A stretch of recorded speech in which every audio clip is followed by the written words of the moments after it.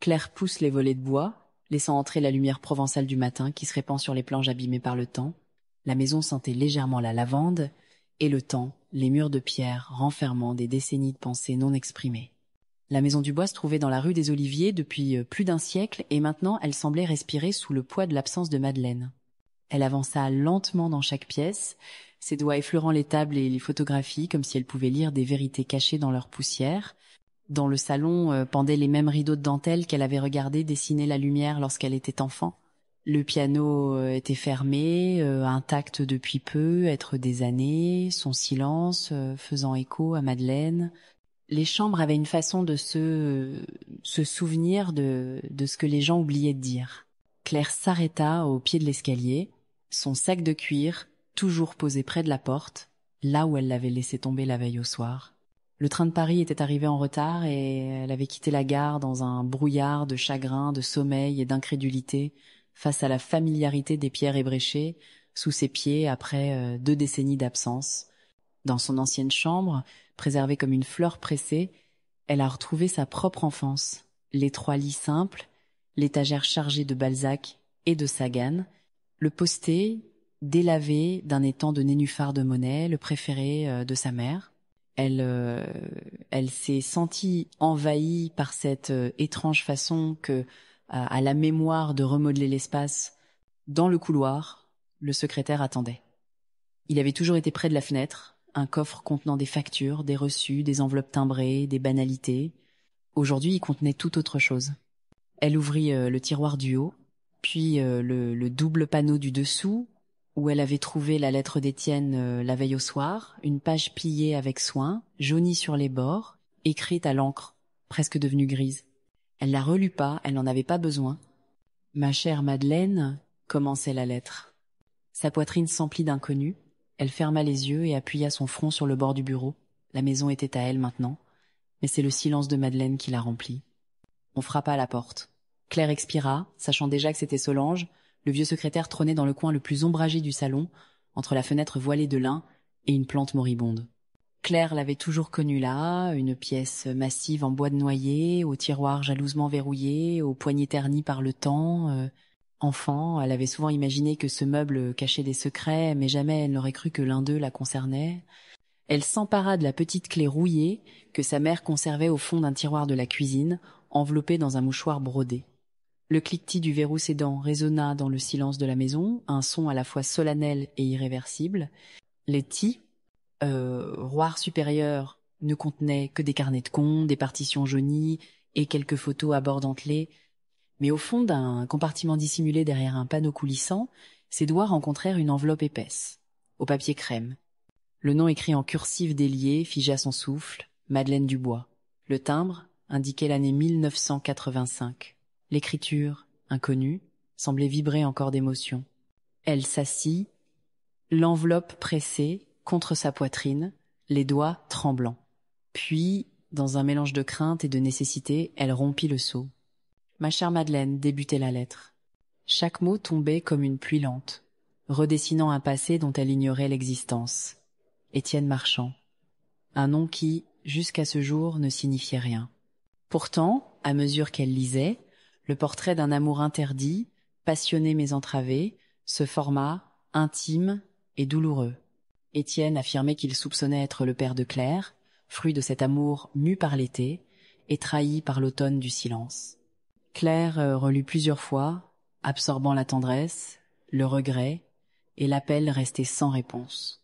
Son monde, jusque-là structuré par livres et certitudes, se fissurait doucement. Elle resta là longtemps, le regard perdu dans la lumière filtrée par les voilages. Autour d'elle, rien n'avait changé. Les horloges anciennes, les tapis fanés, l'odeur persistante de lavande et de cire, et pourtant, tout était différent. Sa mère, si discrète, avait aimé autrement, intensément, puis avait choisi le silence. Claire referma doucement le secrétaire, comme on ferme un livre sacré. Mais son histoire, à elle, venait d'ouvrir ses premières pages. Le vent caressait doucement les branches des platanes bordant l'allée menant à la maison des Dubois. Claire, un carton de lettres à la main, avançait d'un pas lent. Les feuilles jaunies crépitaient sous ses chaussures, et l'air de Provence semblait retenir son souffle, comme si la nature elle-même savait qu'un secret, vieux de presque 40 ans, s'apprêtait à respirer l'air libre. Elle s'assit sur le banc de pierre, celui où, enfant, elle avait passé des après-midi entiers à lire pendant que sa mère jouait du piano derrière les volets entr'ouverts. Solange l'observait de loin, son châle tiré sur les épaules, hésitant à s'approcher. Trop de souvenirs reposaient entre ses troncs noueux. Claire déplia lentement l'une des lettres, cette fois écrite de la main fluide et passionnée d'Étienne. Un mot revenait sans cesse. Attente. Il avait attendu une réponse. Un signe. Rien n'était venu. En lisant, des larmes silencieuses glissèrent sur ses joues sans qu'elle s'en aperçoive. Elle a voulu t'épargner, tu sais, dit une voix douce. Solange s'était finalement avancée, posant une main chaude sur l'épaule de sa filleule. Claire releva les yeux. Et toi, tu savais pour lui? Solange hocha la tête lentement. Je savais qu'elle l'aimait. Je savais aussi qu'elle avait trop peur de ce que cela détruirait. À cette époque, on croyait que le silence était une protection, pas une prison. Claire regarda autour d'elle, la façade crépie à la chaux, les volets verts, les moutons bêlant au loin, tant de beauté et pourtant autant d'inconnus. Elle a répondu. Elle a écrit une lettre qu'elle n'a jamais envoyée, murmura Claire. Elle disait qu'elle t'avait confié que partir était impossible, que rester était un mensonge qu'elle avait choisi comme refuge. Un silence lourd s'installa. Puis Solange, la voix brusquement éraillée, dit « Parfois, l'amour est insuffisant face à la peur. Nous étions de cette génération-là. » Claire se redressa. « Je veux entrer cette lettre avec elle. Elle mérite d'être entendue, même tard. » Sous les platanes où tant de silence avait grandi, les mots interdits avaient enfin trouvé voix. L'air de Concarneau était salé et vif. Claire se tient devant les marches usées par le temps du vieil atelier d'Étienne Marchand, ses volets blanchis par des années de soleil et de vent, ses murs accrochés aux empreintes de la peinture et du temps. Elle avait imaginé cet endroit de 100 façons différentes pendant le trajet en train depuis Paris, mais aucune n'avait réussi à capturer le silence douloureux qui planait maintenant dans l'embrasure de la porte. Lucie la rejoignit à l'intérieur, les bras croisés sur sa poitrine. Son attitude était méfiante, protectrice, comme si elle se tenait en sentinelle au-dessus d'un espace sacré. Le parquet craqua sous les pieds de Claire, l'odeur de térébenthine et d'algues séchées s'attardant comme un souvenir. « C'était tout notre monde, » dit finalement Lucie, d'une voix égale. Il peignait tous les jours, parfois dans la tempête. Mon père ne parlait pas du passé, mais il le peignait toujours. Claire trace le bord d'une toile appuyée sur le chevalet. Une femme, cheveux noirs épinglés en vagues lâches, yeux baissés, est perchée à côté d'Olivier qui ressemble beaucoup à ceux de Saint-Rémy. La ressemblance avec Madeleine est indéniable. Lucie l'observe immobile. Il ne l'a jamais nommé, mais je savais qu'il y avait quelqu'un. Claire tente de parler, mais sa voix se bloque. Au lieu de cela, elle tendit à Lucie la lettre de 1985, celle qu'elle avait relue trop de fois. Lucie hésite, puis la prend à deux mains comme un objet fragile. Elle lit en silence. Le studio semble retenir son souffle. Lorsqu'elle eut terminé, Lucie le plia soigneusement et le rendit. « Je détestais l'incertitude, dit-elle. J'appréciais les faits. Je les contrôlais pour vivre. Mais ça, » ses doigts se pressèrent contre sa poitrine. « C'est réel comme rien d'autre ne l'est. » Elle regarda Claire avec attention, et son regard réservé s'adoucit, presque à contre-cœur. « Je pense que tu es peu. Être ma sœur. » Claire acquiesça, non pas pour confirmer, mais pour exprimer son chagrin, pour les années perdues, pour les histoires jamais partagées. Entre elles, les tableaux d'Étienne sont suspendus comme des messages non envoyés. Cla, Ir saisit une petite toile bleue marine représentant deux jeunes filles marchant sur une plage balayée par les marées, le dos tourné aux spectateurs. Ni l'une ni l'autre n'avait existé auparavant. Sous le porche ombragé de la maison familiale, Claire tenait entre ses doigts la lettre d'Étienne, l'enveloppe désormais patinée par le temps. Le Mistral soulevait par instants les rideaux de lin derrière elle, et dans la cuisine, une bouilloire commençait à chanter. Solange arriva sans bruit, appuyée sur sa canne en bois fleuri, son éternel châle vint reposer doucement sur ses épaules. Elle s'était installée à la table ronde, un silence d'abord poli, presque confortable, avant que Claire ne parle. « Est-ce que tu savais, pour lui, pour Étienne, Solange haussa les sourcils, ses mains noueuses saisissant la tasse de faïence que Claire venait de lui servir. Ta mère était une femme réservée, même avec moi. Mais on peut lire entre les silences, tu sais. Claire fixa sa marraine, son regard implorant. Pendant un instant, ce fut comme si le temps reculait. Claire, enfant, cherchant à comprendre des bribes de conversation étouffées entre adultes. Elle aimait cet homme, n'est-ce pas Solange ne répond pas tout de suite. Elle porta la tasse à ses lèvres, inspira la vapeur, puis acquiesça lentement. Oui, c'était une passion discrète, mais profonde. Il venait l'été peindre les collines, il logeait près de la fontaine. Ta mère allait souvent marcher à cette époque-là. Chaque jour, elle rentrait le regard absent. Claire sentit un frisson lui remonter l'échine. Pourquoi ne m'a-t-elle jamais dit? Parce qu'elle avait peur. Le village, ton père. Et puis elle pensait te protéger, il faut croire. La protéger de quoi? De qui je suis? Solange baissa les yeux, puis d'une voix tremblante, elle vivait dans une époque différente, ma chérie. Le silence, parfois, semble plus sûr que la vérité. Claire sortit la lettre de la table, la posa entre elles. Ce silence, il m'étouffe. Solange hocha la tête, la voix rauque. Il est temps que tu respires alors. Le vent dehors se leva, comme un soupir venu des oliviers, et entre deux gorgées de thé tiède, une vérité muette se mit à bruisser enfin. Claire regarda le paysage changer au-delà de la fenêtre du train qui avançait lentement, les champs cédant la place à des forêts humides et à des marais embrumés. La lumière était différente, plus froide, plus douce, argentant l'horizon brouillé par la mer. Elle tenait la lettre d'Étienne comme un objet délicat, bien qu'elle l'ait déjà lu une douzaine de fois. Chaque mot, gravé dans une écriture à la fois confiante et nerveuse, semblait vibrer d'échos imaginaires. Elle arriva à Concarneau sous un ciel pâle, l'odeur du sel et du poisson flottant dans l'air. La ville portuaire, d'une grande beauté, patinée par les vents et les marées, n'offre pas la sérénité parfumée de la Provence. Ici, tout bouge avec un objectif imbibé de saumure. Les bottes S de Claire claquent sur le quai de pierre, tandis qu'elle se dirige vers une modeste maison au volet gris que Solange l'a aidée à localiser. Lucie ouvre la porte, les yeux plissés, un chiffon humide à la main. Elle n'a pas encore souri, pas même lorsque Claire s'est présentée. Claire voit en elle les yeux bleus et les pommettes anguleuses d'Étienne.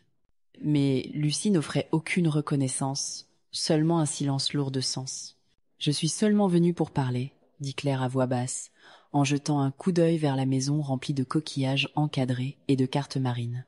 Lucie croise les bras. Parler de quoi? D'un homme qui est mort et d'une histoire qui n'a être jamais été vraie? Claire hésite, puis tend la lettre. Lucie la prit à contre-cœur. Ses doigts se crispent sur la signature. « J'ai cherché cette écriture quand j'ai rangé son studio », murmure-t-elle. À l'intérieur, ils s'assirent aux extrémités opposées d'une table en bois flottée, une bouilloire chantait entre eux. Autour d'eux, les peintures d'Étienne se profilaient, des tempêtes capturées par des coups de pinceau, des falaises adoucies par le brouillard, et Claire eut le souffle coupé, une faible esquisse du profil de Madeleine, cachée dans la crête d'une vague. « Ma mère lui a répondu, chuchote Claire.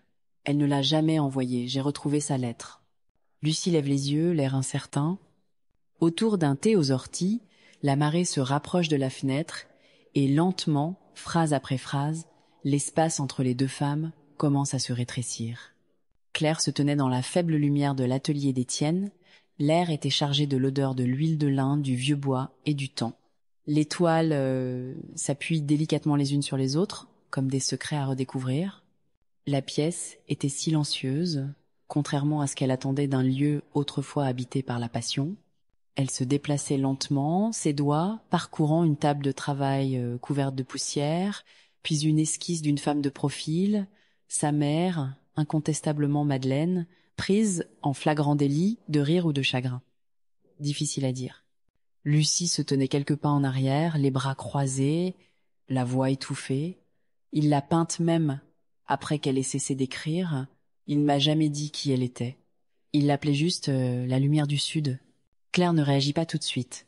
Son regard s'attarde sur une toile plus grande, à moitié recouverte d'un tissu de lin. D'une main respectueuse, elle soulève le voile. Madeleine encore, mais plus jeune, les yeux fermés, encadrée par des rameaux d'olivier imaginaires, les lèvres entr'ouvertes. Elle semble sur le point de parler. Elle lui a manqué, dit Lucie sans embâge. Claire se retourna. A-t-il jamais parlé d'eux, moi? Lucie hésite. Une seule fois. Il pensait avoir une autre fille, mais il ne voulait pas courir après les fantômes. Il disait, si elle existe, elle trouvera son chemin le moment venu. Je pense qu'il espère que ce serait toi. Claire s'est approchée du tableau, étudiant les coups de pinceau. Elle gardait tout si discret, ses pensées, ses sentiments. Je ne sais pas si je l'ai jamais vraiment connue. Elle n'a pas eu la liberté de se faire connaître. La voix de Lucie s'adoucit. Pas ici, pas à l'époque. Les yeux de Claire se révulsent, mais elle ne pleure pas. Elle ouvre l'enveloppe qu'elle tient, une photographie qu'elle a trouvée à l'intérieur de la lettre de réponse de sa mère. Elle montrait Étienne et Madeleine assis à une table devant un vieux café de Saint-Rémy. Ils avaient l'air de n'importe quel couple rieur, ensoleillé et inconscient des conséquences. Elle l'attend à Lucie, leurs doigts s'effleurent, légers et sans parole. Peut-être avons-nous la moitié d'une vie d'histoire à raconter, dit Claire. Lucie acquiesce, et quelques-unes à laisser telles quelles. Elles se tenaient ensemble, deux femmes liées par le silence et le sang, entourées des portraits sans voix qu'Étienne avait laissés derrière lui. La marée commençait à peine à se retirer lorsque Claire retrouva Lucie sur la jetée, accroupie près d'un amas de rochers jonchés d'algues. Le vent de l'Atlantique tirait sur son manteau, soulevant des mèches de ses cheveux châtains sur sa joue, mais elle ne fit aucun geste pour les lisser. Lucie traçait les pierres humides du bout des doigts, chaque touche délibérée, comme si elle déchiffrait un code incrusté dans les bernacles et la saumure. Claire hésite à s'éloigner de quelques pas, peu désireuse de rompre l'intimité du moment. Le silence de la mer se mêle aux cris des mouettes au-dessus de sa tête. Elle observa sa demi-sœur en silence, pensant à quel point elle semblait naturelle ici, attachée à la ligne de flottaison, ancrée par le sel et l'ombre. Lucie finit par lever les yeux. « Tu marches comme une Parisienne, dit-elle, pas méchamment. Des pas prudents, comme si le sol pouvait te surprendre. » Claire sourit doucement. « Je suppose que Paris vous laisse cela dans la colonne vertébrale. » Lucie se lève et poussette le sable de son jean. « Vous n'êtes pas venue pour parler de posture. »« Non, répond Claire, la voix basse. J'ai trouvé autre chose. Une autre lettre, de ma mère à Étienne. Elle y a répondu, mais ne l'a jamais postée. Elle y parle d'amour. Et de regret. » Le regard de Lucie ne fléchit pas, mais sa posture change, une légère baisse des épaules, un souffle retenu une seconde de trop. « Elle a dit qu'elle était restée pour moi, poursuit Claire. Qu'elle pensait que le silence était plus sûr. » Lucie croise les bras. Il disait que le silence était fort à sa manière, qu'il s'étendait sur des années comme un écho qu'on ne peut pas retrouver. « Je crois qu'elle espérait que je ne l'entende jamais, » murmure Claire. Ils restèrent un moment silencieux, le vent se faufilant entre eux. Tout près d'eux, la mer se retirait rythmiquement, révélant un peu plus le rivage rocheux. « Il l'a peinte, tu sais, » dit Lucie, d'une voix plus douce. Pas des visages, jamais clairement, mais elle était là, dans chaque ligne adoucie, chaque ciel teinté de violet. Claire regarde l'horizon. Peut-être que nous transportons les morceaux vers l'avant, à l'encre, à l'huile, dans les erreurs que nous essayons de corriger. Les doigts de Lucie effleurent un coquillage lisse près de sa botte. Elle le tend à Claire sans explication. « Ne les taisons plus, » dit Lucie. Claire acquiesce et enroule sa main autour du centre frais du coquillage. Claire est entrée dans l'atelier au moment où la lumière de fin d'après-midi se déversait par les hautes fenêtres, se déposant en angles doux et fracturés sur les cadres couverts de poussière. L'odeur de térébenthine et de vieux bois persiste, à la fois réconfortante et étrangère. C'était le monde d'Étienne, non seulement l'endroit où les couleurs rencontraient la toile, mais aussi le sanctuaire de tout ce que l'on ignore d'un homme qui aurait pu être son père. Lucie la précéda, vive et silencieuse. Elle tendit la main pour écarter une toile de lin drapée sur un grand chevalet près de la fenêtre. Le tableau qui se trouvait en dessous, révélé par l'ombre et la lumière, était un portrait. Claire respire. C'est Madeleine. Pas exactement, les traits de sa mère ont migré à travers le pinceau et la mémoire, légèrement modifiés, plus jeunes, plus doux, Elle regarde la toile avec une expression à la fois tendre et inachevée, comme un désir pris dans l'immobilité. « Il la peignait souvent, » dit Lucie, d'une voix plus calme. « Je n'ai jamais demandé qui elle était. J'ai juste supposé. » Claire s'approcha, les doigts à demi levés, mais n'osant pas toucher le cadre. Sa poitrine se serre. Dans le sourire peint, elle reconnut un non-dit de son enfance. Une lueur derrière les yeux de Madeleine, les rares après-midi où elle jouait du Chopin sous la véranda, la brise soulevant ses cheveux avec justesse. Savait-elle qu'il continuait à la peindre ? Demande Claire, la voix hésitante. Il ne l'a jamais dit. Lucie se retourne et s'essuie les mains sur les pans de son Jean. Il a juste continué à peindre, même quand il n'était plus certain qu'elle les verrait un jour. Le regard de Claire se promène dans l'atelier, portrait inachevé, paysage de côte balayé par le vent où les coups de pinceau imitent le mouvement. Chaque toile contenait des fragments. La courbe d'une joue qu'elle reconnaissait, une paire d'yeux noisette peinte sur un étranger près de la rambarde d'une jetée en bord de mer. « Je pense qu'elle lui a manqué pour le reste de sa vie », murmura Lucie. Ils étaient entourés du témoignage silencieux d'Étienne, chaque tableau portant la gravité d'une vie non vécue. Claire tendit la main vers une petite toile posée derrière une caisse. C'était encore Madeleine, mais plus âgée, avec plus d'ombre que de lumière. Il y avait de la douleur dans la façon dont sa bouche était fixée, les mots non prononcés étaient épais dans l'huile. « Ma... air était hanté », murmura-t-elle. « Il l'a peinte avant ma naissance, et pourtant, d'une certaine manière, je la vois comme je ne l'ai jamais vue. » La voix de Lucie s'est adoucie à côté d'elle. « Elle vit ici aussi, dans les couleurs ?» Claire était assise les jambes croisées sur le sol de pierre frais de sa chambre d'enfant, la lumière provençale tardive jetant des lames d'or à travers les volets. Le secrétaire se tenait devant elle, son bois délicat, usé par des décennies de polissage et de patience. Sa main tremblait légèrement lorsqu'elle ouvrit le compartiment caché, qui lui était désormais familier. Au milieu des liasses de vieilles quittances et de programmes d'opéra, quelque chose qu'elle n'avait pas remarqué auparavant attira son attention, une enveloppe vieillie et fragile. Elle la retourne. Son cœur s'arrête. Il n'y avait ni timbre ni adresse, seulement le nom Étienne, écrit en boucle par sa mère. La réponse de Madeleine. L'enveloppe, jamais cachetée, contient 3 pages de papier à lettres à pétales bleus. Claire lit en silence, les mots s'imprégnant en elle comme la pluie après la sécheresse. « Très cher Étienne, tu dois me trouver lâche. Et tu n'as pas tort. J'ai lu votre lettre jusqu'à ce qu'elle se brouille avec mes larmes. Je l'ai portée pliée dans mon livre de recettes pendant des mois, la cachant parmi la farine et le romarin. Je voulais répondre. Oh, comme je voulais le faire. » Claire s'est arrêtée, le souffle coupé dans sa gorge, l'encre s'est effacée, mais la voix de Madeleine résonne sur la page. « Tu dois comprendre que je craignais ce qui allait se dérouler. Jacques est un homme bon. Claire est encore si petite. Et pourtant, mon cœur n'était pas avec eux quand je marchais chaque jour dans les oliveraies.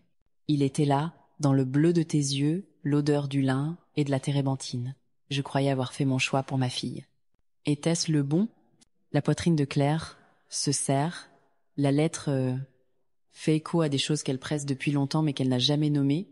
Madeleine avait choisi le silence, non pas par indifférence, mais par amour fléchi par la peur. « Je veux que tu saches une chose, je n'ai jamais cessé de te voir dans toutes les nuances du ciel.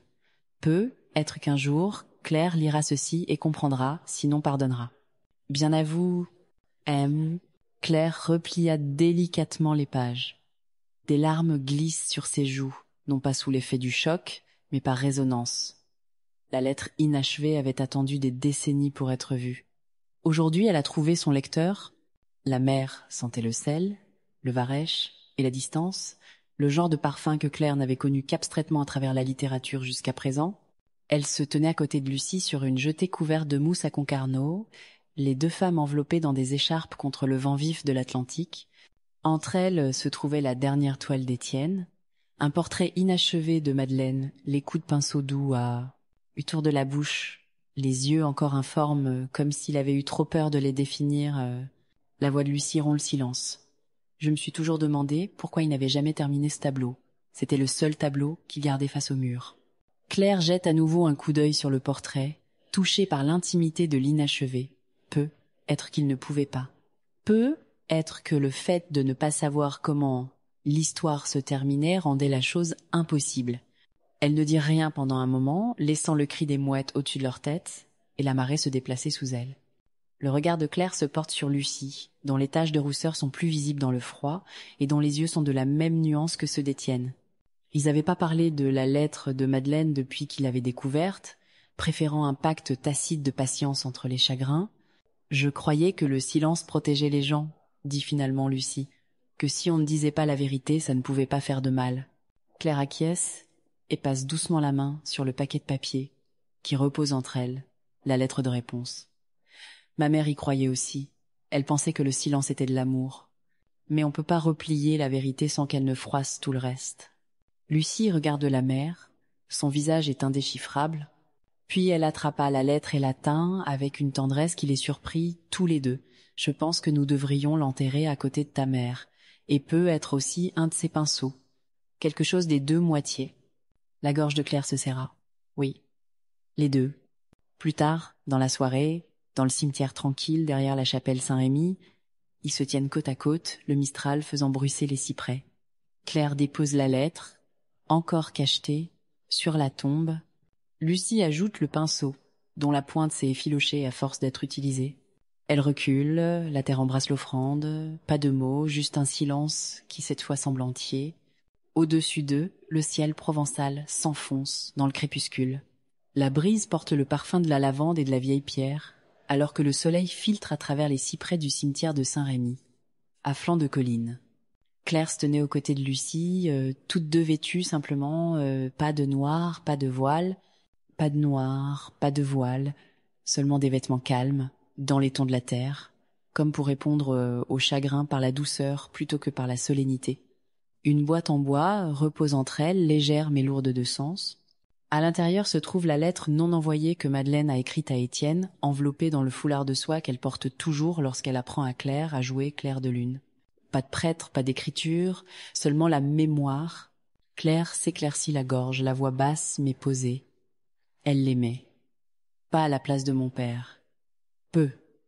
Être pas moins non plus. Mais elle avait peur. De ces, eux, qu'il pourrait défaire. Lucie la regarda, puis baissa les yeux sur la boîte. Dans sa main, elle tenait une pierre lisse provenant du littoral breton, une pierre qu'Étienne utilisait comme presse-papier dans son atelier, aujourd'hui patinée par le temps et les embruns. Elle regarda autour d'elle, les portes en fer, les champs qui s'étendaient au-delà, et hocha la tête. Et il a attendu. Pas toujours visiblement, pas toujours bien, mais il a attendu, en peinture, en regardant la mer, et en apercevant sa silhouette. Un silence s'installa entre eux, pas gênant, révérencieux. Elle s'agenouille, chacune déposant la boîte dans l'étroite concession à côté de la tombe de Madeleine. Claire pose sa main sur la terre fraîche, tandis que Lucie murmure en breton une phrase que Claire ne comprend pas mais qu'elle ressent néanmoins. On aurait dit que la terre retrouvait sa douceur. Lorsqu'elles furent debout, Claire sortit de sa poche une petite carte de Provence dessinée par Étienne il y a plusieurs dizaines d'années. Les repères sont faussés, plus poétiques qu'exacts. Sa façon à lui d'essayer d'appartenir à l'endroit où il avait laissé quelque chose derrière lui. Claire le tend à Lucie. Il a continué à dessiner son monde, même s'il ne pouvait pas en faire partie. Lucie le prend sans un mot et, après une pause, sourit, subtilement, avec incertitude, mais réellement. Alors qu'elle se tournait pour partir, leurs pas synchronisés sur le chemin caillouteux, le Mistral s'est accéléré. Claire ferme les yeux. Pour une fois, le vent ne déstabilise pas, il emporte quelque chose de longtemps ancré dans le silence. Il ne se retourne pas, il n'y avait plus rien à enterrer. Le ciel de Provence était d'un bleu serein ce matin-là, perlé de lumière douce, filtré par les branches noueuses des oliviers. Claire s'arrêta un instant, avant d'ouvrir le portail du vieux cimetière, son regard errant vers les collines lavandes au loin. Derrière elle, les graviers crissèrent. Lucie approchait, un bouquet d'hortensias entre les mains.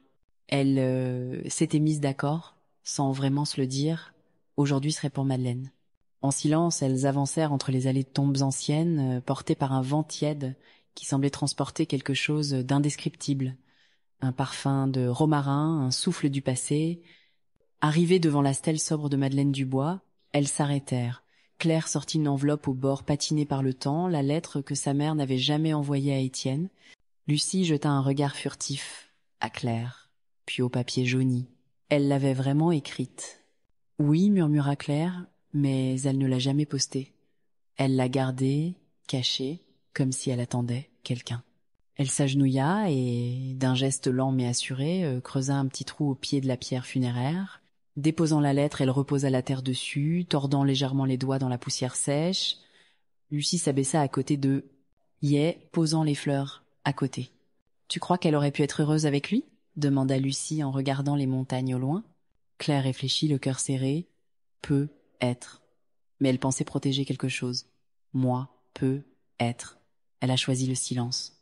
Elles restèrent là longtemps, baignées dans une quiétude lourde de sens, mêlant chagrin et réconfort. Ce n'était plus une simple visite au cimetière. C'était un adieu partagé, une vérité rendue à la terre.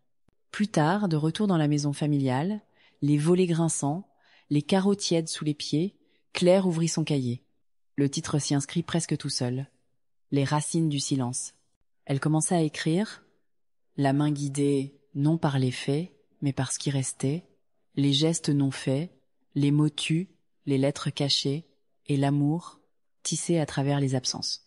Claire se tenait dans la lumière tamisée au bord du cimetière, un doux mistral agitant la lavande près de la tombe de Madeleine. La petite cloche de l'église de Saint-Rémy a sonné 2 fois, le son se diffusant doucement dans les collines provençales. Lucie, à quelques pas derrière elle, tient une enveloppe pliée entre ses doigts gantés. Bien qu'elle n'ait rien répété, une entente silencieuse s'est installée entre elles. Après un moment de silence, Claire s'agenouille devant la pierre, tombale fraîchement nettoyée. L'inscription est simple. Austère. Madeleine Dubois, 1947-2023, mère dévouée, femme de courage. Sous la pierre tombale, Claire avait laissé un brin de romarin, aujourd'hui fané. Aujourd'hui, elle dépose la lettre, la réponse non envoyée de Madeleine, dans une petite boîte en bois qu'elles avaient trouvée à la maison, près de la banquette du piano. Elle la dépose doucement dans la terre, comme pour rendre une âme au sommeil. « Je crois qu'elle voulait l'envoyer, » dit Claire doucement. Sa voix s'est arrêtée, mais la peur a des racines. Elle s'enroule autour de tout. Lucie s'accroupit à côté d'elle, les yeux fixés sur la boîte, à moitié recouverte de terre. « Mon père n'a jamais cessé de la peindre, » murmura-t-elle. Même quand il ne pouvait pas la nommer à voix haute. Il choisissait la couleur quand les mots lui manquaient. Claire la regarda, cette femme qui partageait son sang et qui, quelques jours auparavant, lui paraissait si éloignée. Lucie croise son regard et, à ce moment-là, quelque chose s'adoucit entre elles. Les regrets subsistaient, certes, mais la présence aussi. « Cela ne défait rien, dit Lucie, mais peut-être pourrons-nous écrire la suite. » Ensemble, elles ont déposé la dernière couche de terre sur la boîte. Claire a appuyé sa paume sur la terre. Ses yeux se sont fermés, comme si elle cherchait à obtenir le pardon de Madeleine et d'elle-même. Plus tard, de retour à la maison, Claire déballe sa valise, tandis que Lucie explore le jardin envahi par la végétation. Sur l'écritoire où la lettre a dormi pendant près de 40 ans, Claire a posé un nouveau cahier. La première page porte une seule phrase à l'encre. Les racines du silence se nourrissent d'amour enfoui, mais même les secrets aspirent à la lumière. Alors que le ciel rougit au crépuscule, Claire regarde Lucie cueillir des figues mûres sous les derniers rayons d'or. Aucune déclaration ne passe entre elles, seulement des gestes, du temps partagé. Le silence, sous cette nouvelle forme, était comme un espace qui pouvait enfin respirer.